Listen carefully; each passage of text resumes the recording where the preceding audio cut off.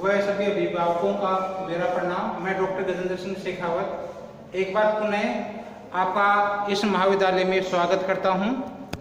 मैं आपको प्राथमिक आर्थिक गतिविधियां, मानव की प्राथमिक आर्थिक गतिविधियां, ये लेसन चल रहा था अपना, जो मानव की प्राथमिक आर्थिक गतिविधियां है। इससे पहले अपन ने भोजन एकत्रित करना, आखेट, इससे पहले अपन ने पढ़ चुके हैं। आज इसी में मत्स्य पालन भी उसी में था। आज नया टॉपिक है स्थानांतरित कृषि।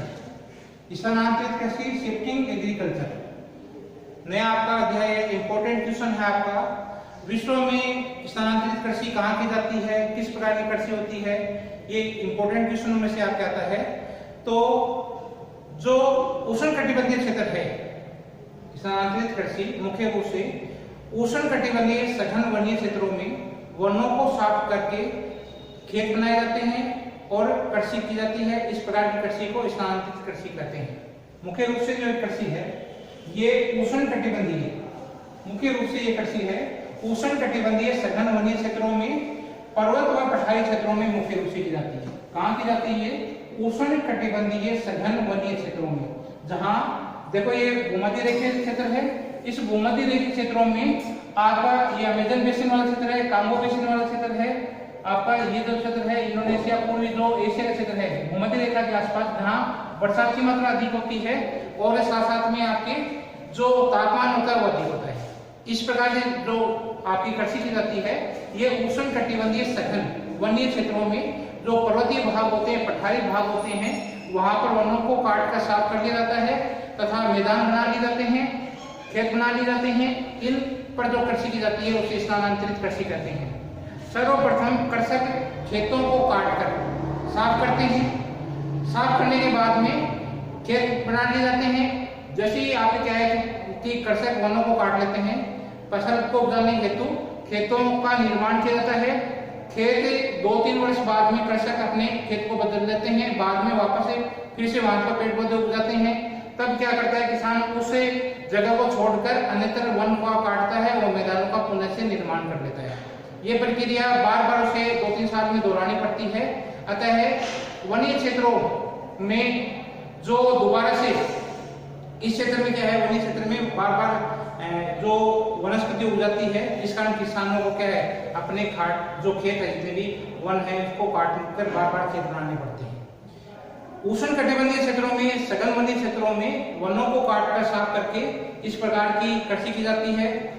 सर्वप्रथम कृषक वन बनाने जो खेत है उनमें वनों को काटकर फसल उगाते हैं, खेतों का निर्माण करता है। 2-3 साल बाद में कृषक वहाँ फिर से पेड़ पौधे उगाते हैं। उस जो क्षेत्र है उस क्षेत्र को किसान छोड़ देता है और अन्यत्र वनों को काटकर मैदानों का निर्माण करता है, खेतों का निर्माण कर लेता है।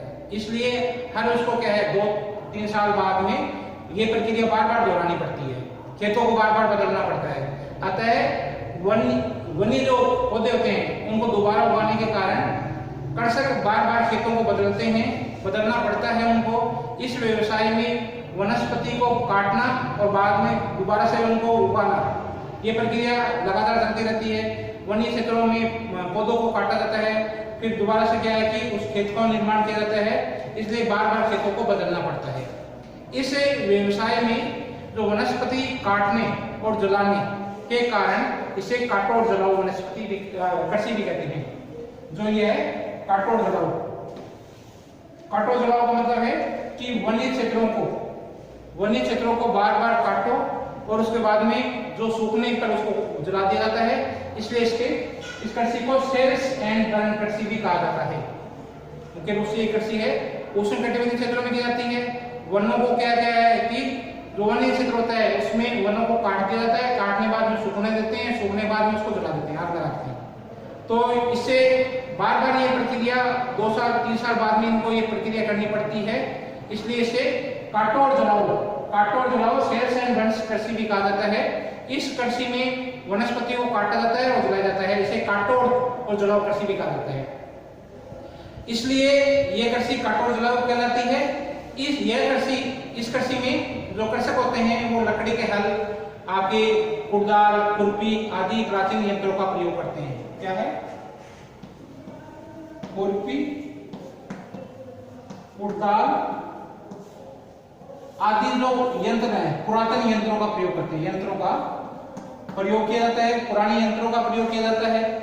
इसमें वर्ष में क्या है कि बार बार खेतों को तैयार करना पड़ता है। खेतों में बीज होते हैं, वर्षा से पूर्व क्या है खेत में बीज डाल दिए जाते हैं और बीज डालने के बाद में उसे अन्य व्यवसाय के लिए छोड़ दिया जाता है। कृषक होता है वो खेत में बीज डाल देता है, बीज डाल के वो अन्य व्यवसाय में लग जाता है। जैसे आपने मछली पकड़ना है, आखेट करना है आदि क्रिया में लग जाता है। खेती की तरफ ध्यान उनका कम होता है, क्योंकि ना एक बार जैसे ही खेती करने के बाद में क्या है खेत में बीज छिड़क देता है। बीच में वर्षा से पहले क्या है कि खेत तैयार कर लिया जाता है और जैसे बरसात हो जाती है, बरसात के बाद में क्या है बीज उसमें छिड़क देते हैं और बीज छिड़कने के बाद में उसका काम पूरा हो जाता है। एक बार फिर वो क्या करते हैं अन्य व्यवसाय में लग जाता है, जैसे आपके मछली पकड़ना है, आखेट करना है आदि क्रियाओं में लग जाता है। खेती की तरफ ध्यान होता है वो लोगों का कम होता है, कम ध्यान देते हैं खेती की तरफ में। और फसल उत्पादन में सिंचाई है, रासायनिक खाद का प्रयोग है आदि का काम है, ये कम प्रयोग करते हैं। इस प्रकार की कृषि में स्थानांतरण कृषि पूर्णतया प्रकृति पर निर्भर है। ये स्थानांतरण कृषि क्या है पूर्ण रूप से आपको क्या है प्रकृति पर निर्भर है। ये कृषि है ये पूर्ण रूप से प्रकृति पर निर्भर है। बरसात होगी प्रकृति पर, आप जैसे ही क्रिया है ये क्रिया चलती रहती है। ये इसमें क्या है कि ज्यादा ध्यान नहीं दिया जाता है, रासायनिक बीजों का है, खाद का प्रयोग है, ये रासायनिक जो खाद है, सिंचाई है, इनका प्रयोग नगण्य नहीं किया जाता है, बहुत कम प्रयोग किया जाता है। इस प्रकार ये स्थानांतरित कृषि पूर्णतः क्या है प्रकृति पर आधारित है। प्रकृति पर मानव शरण में केवल क्या है कि वन्य क्षेत्रों में पौधे काटते हैं, खेतों में बीज डाल देते हैं और वहां पर यहाँ तक कि मानव का क्या है कार्य सीमित है। तो मानव शरण है वो केवल क्या है वन्य क्षेत्रों में पौधों को काटने और खेतों में बीज छिड़कने तक ही सीमित है। स्थानांतरित कृषि है ये मुख्य रूप से क्या है कि इसका वितरण है वो जो आपको बताया भूमध्य रेखीय क्षेत्र, उष्णकटिबंधीय क्षेत्र है, जहाँ क्या आपके क्या है तापमान अधिक होता है, वर्षा की मात्रा अधिक होती है, उष्णकटिबंधीय क्षेत्र है, वहाँ विश्व में ये स्थानांतरित कृषि मुख्य रूप से की जाती है। स्थानांतरित कृषि में मुख्य रूप से जहाँ तापमान अधिक है और वर्षा की मात्रा अधिक है और जो क्षेत्र आपका उष्णकटिबंधीय क्षेत्र है, सघन वन्य क्षेत्र है, जहाँ के आपके पर्वतीय और पठारी क्षेत्र है, वहां पर मुख्य रूप से क्या है कि ये स्थानांतरित कृषि की जाती है। भारत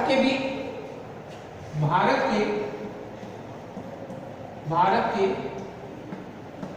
उत्तरी पूर्वी भाग में भी यह कृषि की जाती है मुख्य रूप से। और इस कृषि वाले क्षेत्र में मुख्य रूप से जो आदिवासी लोग हैं, नागा है, कुकी है, नागा है, कुकी आपकी है, ये जनजाति है, चकमा है, ये जनजातियां इस व्यवसाय में लगी हुई है, स्थानांतरित कृषि में लगी हुई है। ये जनजातियां स्थानांतरित कृषि करती है। इसे यहाँ पर झूम कृषि के नाम से जाना जाता है। इसे यहाँ झूम खेती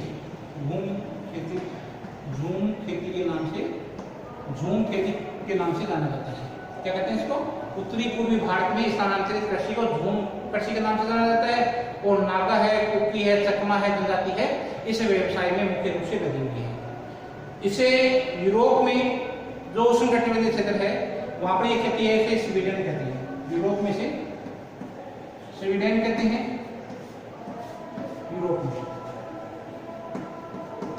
यूरोप के भाग में से स्वीडन कृषि के नाम से जाना जाता है।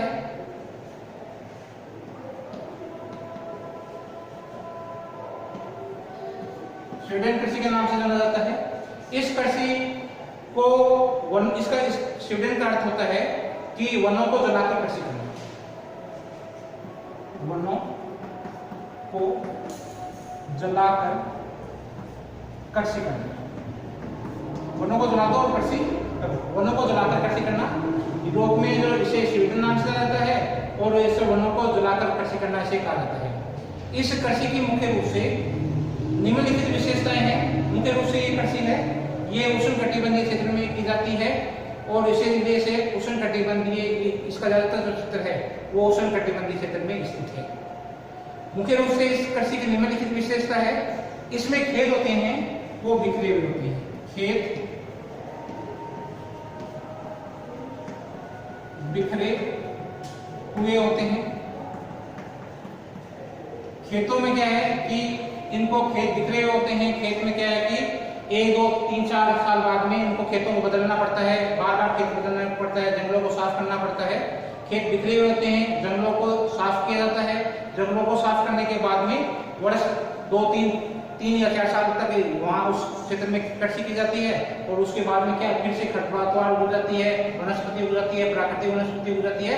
इसलिए इस खेत को छोड़ना पड़ता है, और 2-3 साल बाद में दोबारा से पुनः जहाँ वर्षा अधिक होती है वहाँ पर खेतों को पुनः बदलना पड़ता है।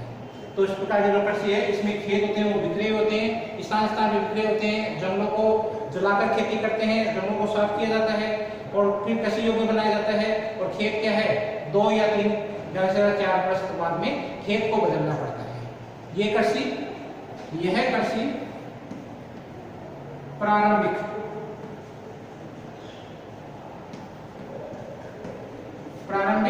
कृषि की द्योतक है।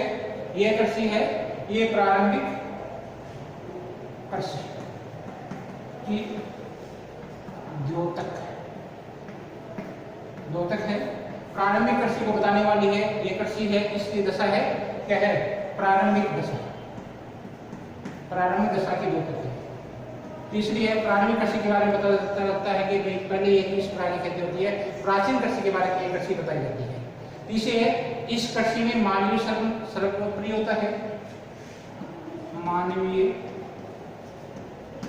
श्रम सर्वोपरि होता है। किसान का पूरा परिवार होता है वो कृषि कार्य में लगा रहता है। पूरा परिवार होता है, इसमें लगा रहने के कारण से प्रति व्यक्ति आय कम होती है। केवल जो खुरपी है, कुदाल है, हंसिया है आपका, या आपका जो हल है, इनका प्रयोग मुख्य रूप से किया जाता है। प्राचीन यंत्रों का प्रयोग किया जाता है। इस कृषि में मानव श्रम सर्वोपरि होता है। केवल खुरपी है, केवल खुरपी, कुदाल, हल, लकड़ी का बना हुआ हल होता है। इन यंत्रों का ही प्रयोग किया जाता है। बाकी आधुनिक यंत्रों का इस कृषि में अभाव होता है। पशुपालन का भी अभाव होता है इस प्रकार की कृषि में। पशुपालन का अभाव होता है। केवल क्या है, किसान होता है सूअर और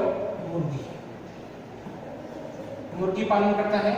किसान होता है, किसान क्या है कि इस प्रकार की जो आपकी कृषि होती है उसमें पशुपालन का अभाव पाया जाता है। केवल क्या है, प्रत्येक परिवार होता है सूअर और मुर्गी का पालन करता है, और खाद का प्रयोग नहीं करता है। जो पशुओं के खाद होता है उसका भी उपयोग किया जाता है, और खेतों में ज्यादातर खाद का प्रयोग कम किया जाता है। इस प्रकार की कृषि होती है उसमें जो खाद का प्रयोग होता है वो कम किया जाता है। कृषि की व्यक्तिगत भूमि नहीं होती है। 5वां है, कृषक की व्यक्तिगत भूमि नहीं होती है, व्यक्तिगत अधिकार नहीं होता है। कोई भी व्यक्ति है वो कहीं पर भी खेती कर सकता है, कहीं भी खेत बना सकता है, और खेत बनाकर भूमि को साफ करता है, और भूमि को साफ करकर कहीं भी व्यक्ति है वो अपना खेत बना सकता है। तो इस प्रकार की जो क्षेत्र होता है उसमें कृषक की व्यक्तिगत भूमि नहीं होती है। भूमि संपूर्ण गांव की होती है। कोई भी व्यक्ति है वो कहीं पर भी भूमि को साफ करके खेत बना सकता है। अगली इसी विशेषता है, यहाँ कृषि है, यह कृषि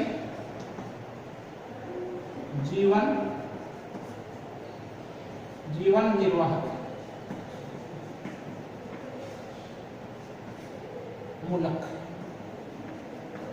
ये इस प्रकार की कृषि है। ये जीवन निर्वाह मूलक कृषि होती है। कृषि का उत्पादन इतना ही होता है कि खुद का भरण पोषण हो, अतिरिक्त उत्पादन नहीं किया जाता है।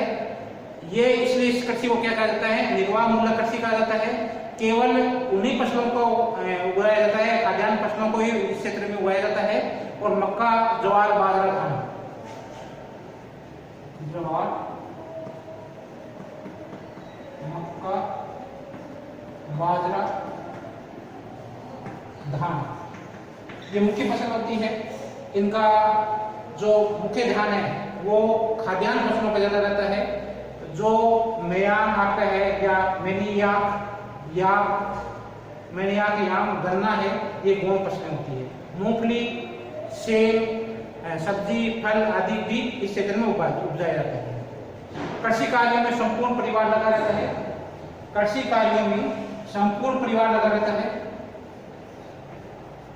संपूर्ण परिवार लगा रहता है। इस प्रकार की जो खेती है उसमें संपूर्ण परिवार लगा रहता है। प्रत्येक व्यक्ति है वो इसमें थोड़ा बहुत काम करता रहता है। पूरा परिवार है वो इसी कृषि कार्य में लगा रहता है। प्रति हेक्टेयर उत्पादन कम होता है। प्रति हेक्टेयर उत्पादन कम होता है। प्रति हेक्टेयर उत्पादन होता है वो बहुत कम होता है। यह कृषि अत्यधिक जनसंख्या वाले क्षेत्रों में जनसंख्या होती है वो अत्यधिक होती है और वर्षा भी अधिक होती है। जनसंख्या कम होती है। इस प्रकार के जो कृषि होती है, कृषि वाले क्षेत्र है, वहां जनसंख्या अत्यंत कम होती है और वर्षा अधिक होती है। जनसंख्या कम, वर्षा अधिक होती है। इस प्रकार के क्षेत्र में जनसंख्या होती है वो आपकी कम होती है और वर्षा की मात्रा होती है वो इस प्रकार के क्षेत्र में अधिक होती है। उत्पादन कम होता है, प्रति व्यक्ति उत्पादन कम होता है, प्रति हेक्टेयर उत्पादन कम होता है। भूमि में उर्वरा शक्ति का लगातार ह्रास होने के कारण से अपक्षालन की क्रिया है, उसके कारण से उत्पादन कम हो जाता है और कृषि के लिए भूमि होती है वो अयोग्य हो जाती है। भूमि की उर्वरा शक्ति समाप्त होती है। अपक्षालन लीचिंग की क्रिया है, अपक्षालन की क्रिया है। अपक्षालन की क्रिया अधिक होती है, लीचिंग की क्रिया अधिक होती है। पानी से जो अत्यधिक बरसात होती है तो वहां का क्या जल होता है वो बहती परत आगे से आगे चली जाती है। इसलिए इस प्रकार के क्षेत्र में क्या है कि आपका अपक्षालन की क्रिया है वो क्षेत्र में अधिक होती है। उत्पादन कम होता है। कृषि जो कृषि के लिए भूमि होती है वो अयोग्य हो जाती है। साफ की गई भूमि पर पुनः से अनियंत्रित रूप से वनस्पति दोबारा से उगने लगती है। इस प्रकार से ये खेती क्या है बार बार करनी पड़ती है। अनियंत्रित रूप से वर्षा अधिक होने के कारण से वनस्पति दोबारा से उग जाती है। इसलिए इस प्रकार की जो क्षेत्र है वहां का क्या है कि यह अर्थव्यवस्था का क्या है, अस्थिर व्यवस्था का द्योतक है। यह अर्थव्यवस्था अस्थिर जीवन का प्रतीक है। अस्थिर जीवन इस प्रकार की खेती है वो अस्थिर जीवन का प्रतीक है। रूढ़िवादी लोग रहते हैं, बार बार खेतों को बदलना पड़ता है, इसलिए इस प्रकार की खेती को कहा जाता है स्थानांतरण। आवास को बार बार बदलना पड़ता है। यह जो अर्थव्यवस्था है वो अस्थिर जीवन का प्रतीक है। बार बार खेतों को बदलना पड़ता है, साफ करना पड़ता है, दूसरे स्थान पर जाना पड़ता है और बार बार खेतों को बदलते हैं, इसलिए आवास को भी बार बार बदलना पड़ता है। इसलिए इसको कहते हैं स्थानांतरित। स्थान बार बार बदलते हैं, स्थानांतरित कृषि कहा जाता है। इस प्रकार की जो कृषि है वो रूढ़िवादी अशिक्षित लोग हैं जो आपके क्या है कि इस प्रकार की कृषि को छोड़ने के लिए तैयार नहीं है। और ये लोग क्या करते हैं कि जो नवीन लोग हैं, जो नए लोग हैं, जो शिक्षित लोग हैं या जो नए लोगों से मिलना पसंद नहीं करते हैं और अपना परंपरागत कृषि है उसी को बनाए रखते हैं। रूढ़िवादी होने के कारण से दूसरे लोगों से मिलते नहीं हैं और अपनी परंपरागत कृषि को बनाए रखना चाहते हैं। इस कृषि को अलग अलग स्थानों पर अलग अलग नाम से जाना जाता है। किसी स्थान पर इसको आपके क्या है मलेशिया में से लदान, फिलीपाइन में से केलिन, रोडेशिया में से मिल्पा, वेनेजुला में कोनुको, ब्राजील में रोका, आपके कांगो और जायरे है उसमें मसालों और आपके ले मसाले मसाले कहा जाता है। और म्यांमार में इसे टैंगा कृषि कहा जाता है। इंडोनेशिया में इसे हुमा है कृषि कहा जाता है। श्रीलंका में इसे चन्ना कृषि कहा जाता है। भारत में इसे झूम कृषि, सूडान में नगासू और मेडागास्कर में इसे टावी कृषि के नाम से जाना जाता है। अलग अलग स्थानों में इसके अलग अलग नाम है। लोकल इसके नाम है, स्थान विशेष में इसके अलग अलग नाम है। इसी स्थान विशेष में इसको अलग अलग नाम से जाना जाता है। मलेशिया में इसे लद्दाख, फिलीपाइंस में इसे केगिन, रोडेशिया है, मध्य अमेरिका है, मेक्सिको में इसे मिल्पा, वेनेजुला में कोनोको। ये बहुत बार इंपॉर्टेंट क्वेश्चन आपका इसमें से बहुत बार प्रेसिडेंट की परीक्षा में प्रश्न पूछे जाते हैं, नेट की परीक्षा में प्रश्न पूछे जाते हैं। कौन सी स्थान पर इस कृषि को स्थानांतरित कृषि है उसको किस नाम से जाना जाता है। अभी आपके प्रेसिडेंट के प्रश्न में भी श्रीलंका में ये स्थानांतरित कृषि किस नाम से जाना जाता है, ये प्रश्न पूछा था कि किस नाम से जाना जाता है, तो उसका क्या नाम हो गया श्रीलंका में से चेना नाम से। भारत में क्या है झूम। ब्राजील में से रोको कृषि, ब्राजील वाला भी प्रश्न आया था। हर साल इसका क्या है कि एक प्रश्न है, ये इस पोलो में से निश्चित रूप से आपके प्रश्न कंपटीशन पूछा जाता है, इंपॉर्टेंट प्रश्न है। ये वाला भाग है, इसमें से इंपॉर्टेंट प्रश्न आपके फर्स्ट ग्रेड में, ग्रेड फर्स्ट और आपके नेट में इसमें से क्वेश्चन निश्चित रूप से पूछा जाता है। मलेशिया में लद्दाख कहा जाता है, फिलीपाइंस में केगिन कहा जाता है, रोडेशिया मध्य आपके अमेरिका है, मेक्सिको में से मिल्पा कहा जाता है, वेनेजुला में से कोनोको कहा जाता है, ब्राजील में से रोका कृषि कहा जाता है, कांगो और जायर अफ्रीका में है, इसे मसौले कहा जाता है, म्यांमार में से टैंगा कृषि कहा जाता है, टैंगा कृषि के नाम से जाना जाता है, इंडोनेशिया में से हुमा नाम से जाना जाता है, श्रीलंका में से चेना नाम से जाना जाता है, भारत में से झूम कृषि, सूडान में से नगासू और मेडागास्कर में से टावी कृषि कहते हैं, और यूरोप में से स्वीडन कृषि के नाम से जाना जाता है, सेल्स एंड बर्नबी कृषि कहा जाता है इसको, वाला कृषि भी कहते हैं, जैसे राजस्थान का जो पश्चिमी भाग है उसमें इसको वाला कृषि के नाम से जाना जाता है। तो स्थानीय नाम है, लोकल लैंग्वेज है और मुख्य रूप से ये कृषि है उष्ण कटिबंधीय क्षेत्र में की जाती है जहाँ बरसात की मात्रा अधिक होती है, खेतों को बार बार बदलना पड़ता है। लोकल आपकी जो खेत बिखरे हुए होते हैं, प्रारंभिक कृषि का दोतक है आपका, मानवीय श्रम का प्रयोग अधिक करते हैं, जो आपकी खुरपी है, कुदाल है आदि यंत्रों का प्रयोग करते हैं, खाद का प्रयोग नहीं करते हैं। सूअर और आपको क्या है कि मुर्गी पालन किया जाता है, निर्वाह मूलक प्रकार की खेती है और कृषि कार्यों में संपूर्ण परिवार लगा रहता है, प्रति हेक्टेयर उत्पादन है ये कम होता है। ये क्षेत्र मुख्य रूप से क्या आपका जहाँ जनसंख्या कम है और बरसात की मात्रा अधिक है। भूमि की उर्वरा शक्ति क्या है, धीरे धीरे बरसात अधिक होने के कारण से ह्रास होता रहता है और अपसारण की क्रिया अधिक होती रहती है, भूमि की उत्पादन क्षमता घटती रहती है, कृषि कार्य के लिए अयोग्य हो जाती है, इसलिए खेत को बार बार बदलना पड़ता है। 3-4 साल बाद में खेतों को बदलना पड़ता है। यहाँ की क्या है साथ की भूमि पर अनियमित रूप से दोबारा से जो वापस वनस्पति उगने लग जाती है, इसलिए खेत को छोड़ना पड़ता है, बार बार स्थान बदलना पड़ता है। इसलिए ये जो कृषि है आपकी जो यहाँ की अर्थव्यवस्था है जो अस्थिर जीवन का प्रतीक है और अस्थिर जीवन का प्रतीक होने के कारण से बार बार खेत बदलने के कारण से इसे स्थानांतरित कृषि कहा जाता है। और ये कृषि मुख्य रूप से रूढ़िवादी है, अशिक्षित लोग हैं वो इस खेती को करते हैं मुख्य रूप से, और वो खेती इस प्रकार की खेती को छोड़ने के लिए तत्पर नहीं है, तैयार नहीं है। तो उम्मीद है आज का लेसन आपको समझ में आ गया होगा। छोटा सा लेसन है, इंपॉर्टेंट लेसन आपका है स्थानांतरित कृषि। आपने इस लेसन को सुना, आपको मन लगा के पढ़ना। थैंक यू, आपने सुना, धन्यवाद, बहुत बहुत धन्यवाद आपका।